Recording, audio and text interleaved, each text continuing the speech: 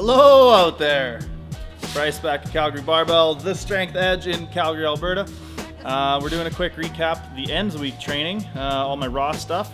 So got a massive 220 kilo squat single.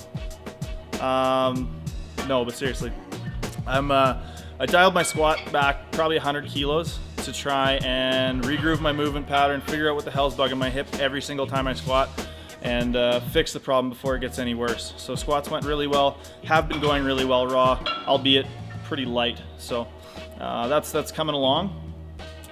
Bench seems to be moving really good.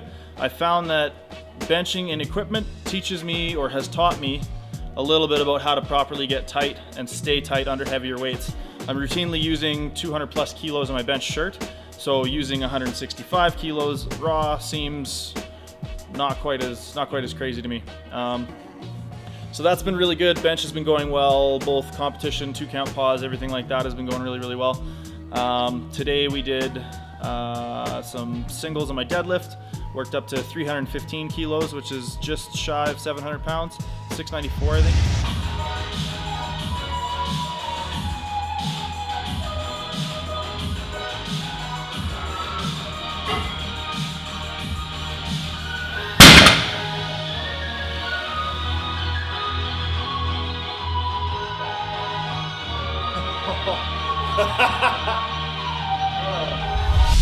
And then 6 sets of 4 at 272, so 601.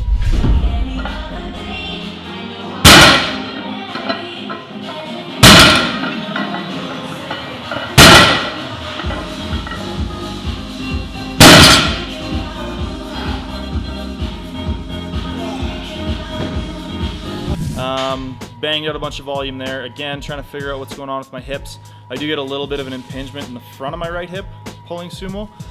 So trying to figure out exactly what's setting my hips off in each movement pattern. Hence why my raw stuff is so light right now.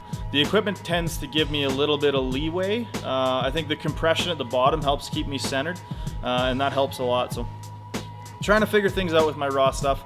Had a bit of a breakthrough squatting yesterday and doing my buffalo bar good mornings today. I think I found some correlation, not necessarily causation, but correlation between the function of my left shoulder and the pain in my right hip. So shirted benching the last couple of weeks, I've kind of messed up my left shoulder. It feels a little banged up. My rotator cuff's been taking a bit of a beating from tucking so hard to touch and getting out of position.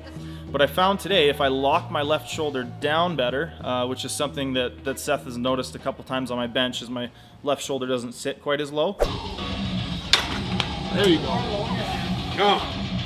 So I'm working with the function of my left shoulder, making sure it's tied into my torso a little bit better, and that seems to, like that, alleviate the pain in my hip and allow me to be a little more symmetrical with the lockout. So the buffalo bar good mornings today, I find really closely mimic the lockout of my squat and my deadlift.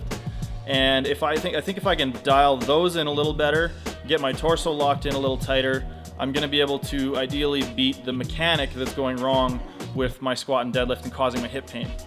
I think a lot of people get really wrapped up in like, okay, well, what corrective exercises do I need to do? I'm going to get chiropractic treatment, I'm going to get ART, I'm going to scrape this muscle and roll it out, blah, blah, blah. But the thing is, if you don't fix the movement that's causing the issue, you're kind of just putting a Band-Aid on it. So this is why I've dialed back my raw work so much and why I'm working very meticulously with how I'm moving, trying to be very, very conscious of how my hips are firing. And that seems to be lending itself to fixing some of the issues. That's about it for the raw section of this week. If you liked the video, like, subscribe, comment, and we'll see you next week after a quick.